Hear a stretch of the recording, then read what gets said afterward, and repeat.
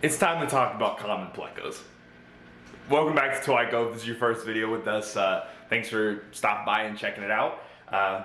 If this is your, 30th video with us, thanks for the continued support. I've got 5-gallon bucket. We'll talk about it, but I'm gonna go pick up this fish. All right, so I don't want you to think I'm going to poo-poo on people that have Common Plecos. I have 3 of them. This is now my 4th, and I might be getting a 5th. Now, one of which I rehomed. Is the first one I rehomed. That one is in this tank. Another one I rehomed with an angelfish. That one is in this tank. Another one that I rehomed came with the turtles. It's in its tank, and it's staying with the turtles because the turtles leave it alone. And now I've got this one, which is also going in this tank. If you're like, what is this tank? I'm in the rec room. So hey, it's gonna go in the monster fish grow out. I don't really like calling them monster fish necessarily, just because they're the smaller. I say that, I mean, plecos get 2 feet big. They're like beginner monster fish, like Oscars. Oscars get like 12 inches.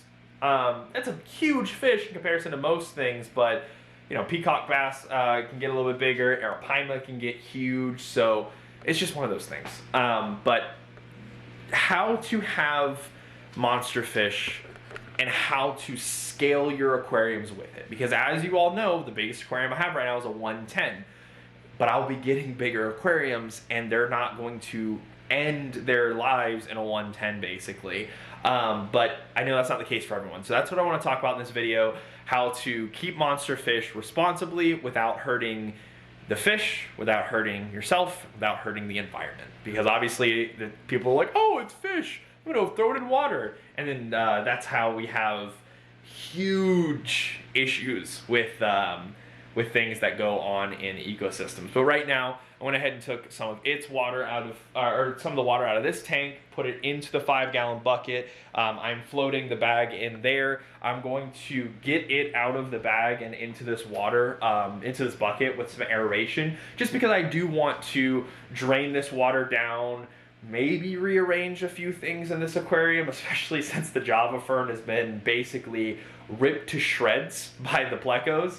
And then just, rearrange some territories just so that way this thing has a peaceful introduction, especially with the water being drained, territories being moved around, and the inclusion of a new fish. It should be a-okay, especially because of how stocked this 55 is. And don't worry, they will be moving out of the 55 soon into a larger tank. But enough rambling. I'm going to get this situated, I'm going to get this drained down, and then we will talk about Common Plecos. This is not necessarily a care guide, but it's more of a pseudo care guide / do what this person did, because this person did it at the right time. They did the right thing, and gotta give props to this person, and gotta give props to one of the other Common Plecos that I got as well, and the reasoning that they were giving them up. But enough of that. I'm gonna get work on this. We'll go from there.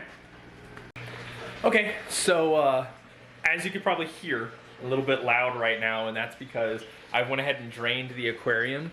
And just to kind of show it off, I kind of like how this looks. I took the stump, if you remember from moments ago, the stump was in the middle, and I pushed it off to the side. That tube was all the way in the corner. It kind of just looked So I piled up the rocks that were back there, I fixed the sand, put that there where the Oscars are, and then this, instead of having it like cockeyed and at a catty corner like this, I went ahead and straightened it up. Now the reason I want to do that is because then I'll be able to come in and look straight down the tubes every single time.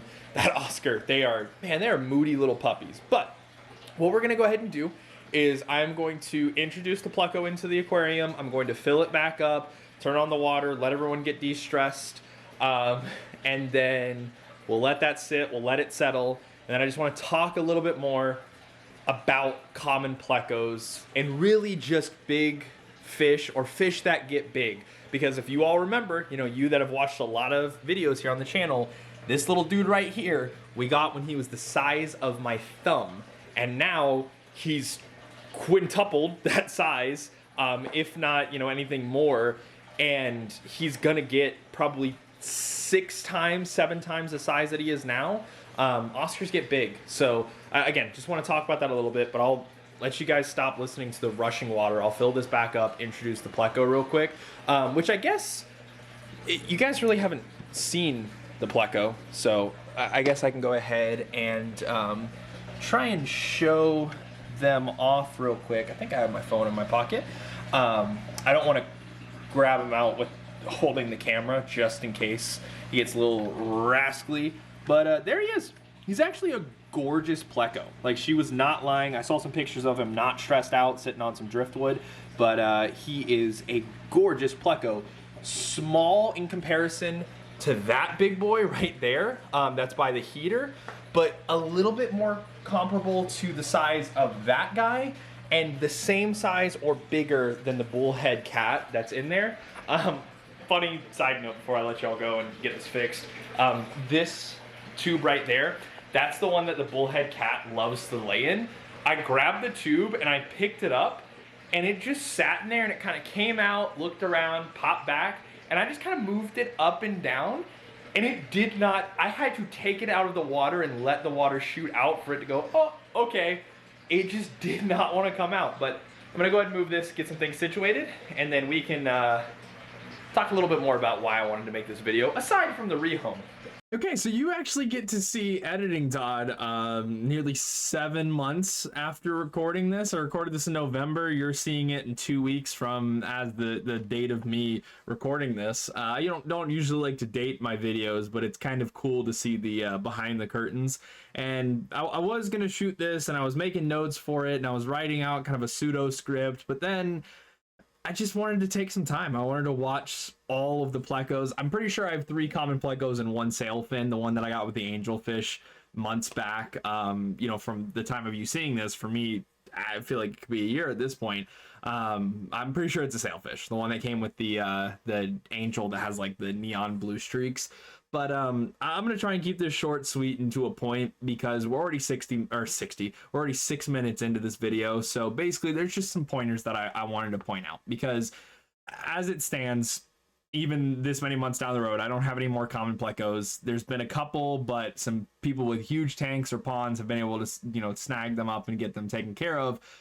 But I just think that there's a lot of misinformation out there. And like I said at the beginning, this is going to be kind of a pseudo care guide, because I don't want it to be this end all be all care guide. I just want it to be kind of a quick PSA for anyone who's watching my videos and is thinking, oh, I really want to get into the fish hobby. I was there at one point. I was watching a whole bunch of people. I mean, I had fish growing up, but unfortunately, some of the people I watched just had misinformation spread to them, and then they were a conduit to me. So when we're talking about Common Plecos, you've got the all-knowing Petco, who says that you need at least a 50-gallon tank, and then you have the all-knowing PetSmart that says you should get a 150 now, or a 125, I believe. I would lean heavier on the 125. However, that still is missing the point, because a 125, a standard 125, is 6 feet long, and then it is 18 inches, I believe, front to back, which this is a fish that potentially gets 20 inches or bigger. So it cannot turn around on itself fully. Now, I would not call it a juvenile. I have a young adult, an adolescent, which is, I guess, technically a juvenile, but an adolescent, let's call it, or a young adult Pleco in with the 2 side neck turtles. And it's in a 75, and I still don't like the fact that it's in a 75, but it is small enough still where it is able to lay lengthwise on the short front to back side of the 75 and still have about 2 to 3 inches in front of it and 2 to 3 inches behind it. So about 3 inches front to back. So it's about a 12-foot Pleco right now, or 12-inch Pleco right now. Of course, it's going to grow more and more. It's already gained probably half an inch to an inch since I've gotten it. The other Plecos that I have, the 3 of them, are in a stock tank, you know, a little bit of a look into the future, but that's not a spoiler. I've already said that many a times on videos, so that's where I want them to ultimately be. So just stay tuned, make sure to hit that subscribe button to see when I put them in there. But I'm watching them grow, and the original Pleco that I got when it was probably this big in a 1-gallon aquarium that I got from the person, it's now in a 110, and it's probably 7 times as large. It's easily 7 to 8 inches now. So they grow quickly. This is 7 to 8 inches in a year. If you put that in a 20 gallon, not only is it going to quickly outgrow the 20 gallon, but it's going to quickly pollute the water with a lot of waste. Plecos are waste machines, whether it's a bristlenose, whether it's an L number, whether it's these common plecos, whatever, they're waste machines. But just my PSA for this video, and we'll go farther in depth later on down the road, is just do your research. No matter what fish you get, do your research. Even myself, when I'm rehoming these fish, I'll try and talk to the person and say, yes, I'm very interested as soon as I can, to just try and get some relief off of their hands. But there is hours of research that goes into getting any fish before we grab it. When I was getting the puffer fish from a couple of weeks back, hours of research went into that. Now, of course, that was a little bit of a rare occurrence of I reached out to them and then a week later he actually got back to me. So I had some time to do very thorough research on it and see what a, optimal tank would look like and what they need and so on and so forth, and more so the diet and parameters. But just don't go off of impulse. And if you do go off of impulse, A, don't. B, just course correct as quickly as you can. We've all been there. We've all done rash decisions. We've bought crazy things, at the blink of an eye. Even us at Twico, we still do this to some capacity. It's a little bit different when you're rehoming things. It's kind of a need. It's not going to a pet store or a breeder, but it's this person needs it gone sooner rather than later. But just do your research, whether they're in your care, whether they're about to be in your care, or whether you're just trying to further educate yourself.